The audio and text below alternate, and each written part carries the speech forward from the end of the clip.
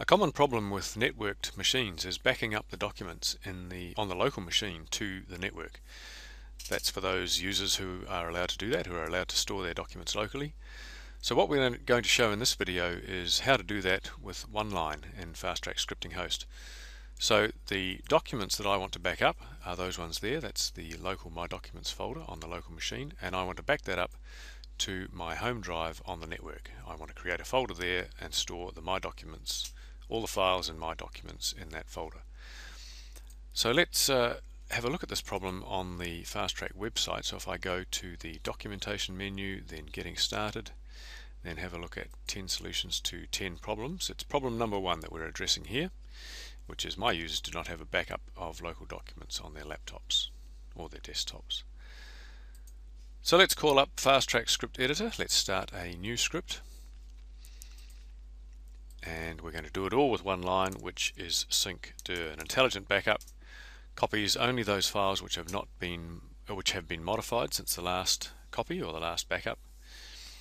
And what I'm going to do is use a function to specify the local My Documents directory, and the name of that is the user documents dir. So that's the local documents directory on the local machine. Separate that with a comma, and I want to copy that up to the user home directory, which is in this case, or in my case, the H drive. And further, I want to give it a name called local docs backup. And that's all we need, just the one line. So let's save that, and I'm just going to call that syncbackup.fsh, overwrite the old one. And now if we run that, F5, there we go. Now the indexing takes place first of all, and now the documents are being copied over. And that's all there is to it. So let's drop that down and have a look at the files that have been copied over. There it is, the folder, local docs backup. If we go and have a look there, exactly the same as the My Documents directory on the local machine. Right, let's have another look at that, see if we can modify that somewhat. What I want to do is make it a little more flexible so that users can in fact specify the source and destination.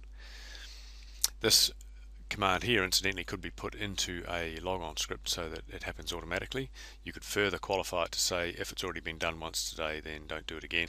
But what I'm going to do now is create a little mini backup application to provide a little more flexibility, and all the code for doing that is on the website under problem 1. So let's just scroll down the page a little bit to the code. There it is under sync_dir application. Just a few lines, and what I'm going to do is copy those lines from the web page to the editor. I'll just overwrite that line there. We'll tidy that up a bit just to make it a little easier to follow.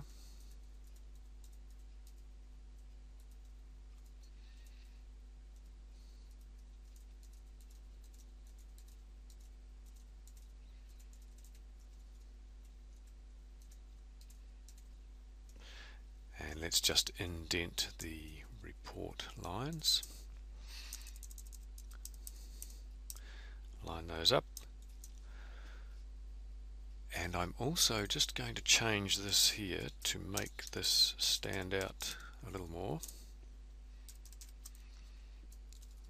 because those labels can get lost. The browse for folder windows that pop up do look very similar.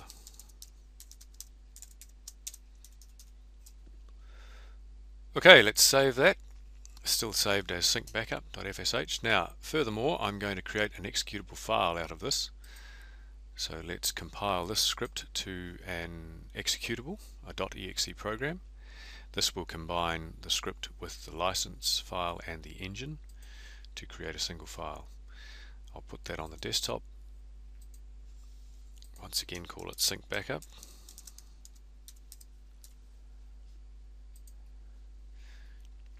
And we're done.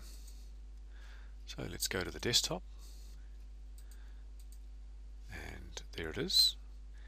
Double click that to launch it. There's the source, so select the backup source, which is the My Documents folder. Click OK. Now we need to specify a destination. Select the H drive. And we already have local docs backup, so I'll make a new folder called just docs backup in this case.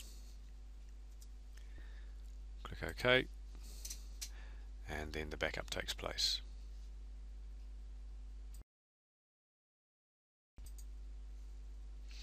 And we get the same result as last time, which is 50 megabytes of data copied over, but this time we get a message, a show message, which says the backup is complete, and we get some further information about it: the duration, files, directories, new files, changed files, new directories, size, change size. And if we want to have a look at the changed files, then I just click yes there. Let's expand that window a little bit so that we can see the full file names. And there we have a list of the files that were changed. In this case it's all of them, because that's the first time we did that copy. So that's just a very quick look at backing up the local My Documents directory using syncdir, and also turning that into an application to provide a little more flexibility for your users.